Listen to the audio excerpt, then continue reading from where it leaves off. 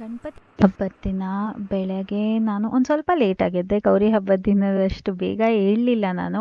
ಯಾಕೆಂದರೆ ಮೇಯ್ನ್ಲಿ ಪೂಜೆಗೆ ಒಂದು ಸ್ವಲ್ಪ ರೆಡಿ ಮಾಡೋದು ಮತ್ತು ಅಡುಗೆ ಮನೆ ಕೆಲಸ, ಮನೆ ಕ್ಲೀನ್ ಕೆಲಸ ಬಿಟ್ಟು ಗಣಪತಿ ಹಬ್ಬದಲ್ಲಿ ಹೆಂಗಸ್ರಿಗೆ ಅಷ್ಟು ಜಾಸ್ತಿ ಕೆಲಸ ಇರಲ್ಲ. ಸೊ 6 ಕಾಲಿಗೆ ಎದ್ದು ಆಚೆ ಕಸ ಗುಡಿಸಿ ನೆಲ ಒರೆಸ್ದೆ. ಅದಾದಮೇಲೆ ಮನೆ ಒಳಗೂ ಕಸ ಗುಡಿಸಿ ನೆಲ ಒರೆಸ್ಬಿಟ್ಟು ಸ್ನಾನ ಮಾಡಿಕೊಂಡು ನಾನೊಂದು ಆರ್ಡಿನರಿ ಸೀರೆ ಉಟ್ಕೊಂಡಿದ್ದೆ. ಯಾಕೆಂದರೆ ಆರುಷನ್ ರೆಡಿ ಮಾಡಬೇಕಾಗಿತ್ತು. ಅವನು ನೆಪ್ಸಿ ತಲೆಗೆ ನೀರು ಹಾಕಿ ಎಣ್ಣೆ ನೀರು ಹಾಕಿ ಎಲ್ಲ ಮಾಡಬೇಕಾಗಿತ್ತು. ಸೊ ನಾರ್ಮಲ್ ಸೀರೆ ಉಟ್ಕೊಂಡೆ.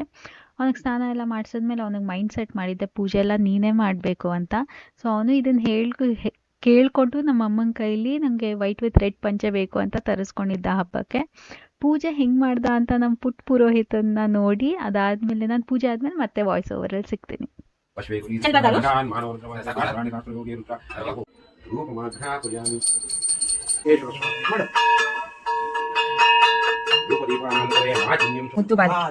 ವೆರಿ ಗುಡ್ ಬಂಗಾರ. Very good.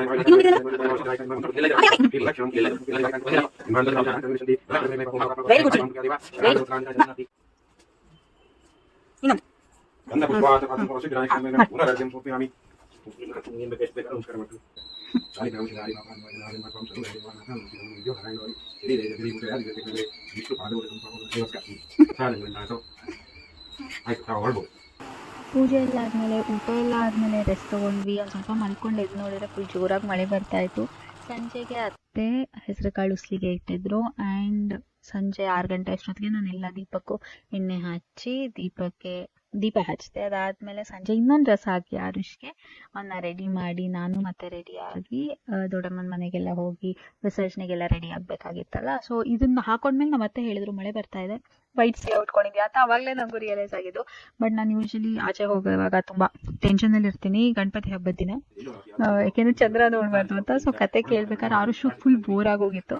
ಅದಾದ್ಮೇಲೆ ದೊಡ್ಡಮ್ಮನ ಮನೆಗೆಲ್ಲ ಹೋಗಿ ಅಲ್ಲೆಲ್ಲ ಉಸ್ಲಿ ತಿನ್ಕೊಂಡು ಮನೆಗೆ ಬಂದ್ವಿ. ನಂಗೆ ಒಂದ್ಸತಿ ಬ್ಯಾಡ್ ಎಕ್ಸ್ಪೀರಿಯನ್ಸ್ ಆಗಿದೆ ಚಂದ್ರ ನೋಡಿದ್ಮೇಲೆ. And it is scary obviously.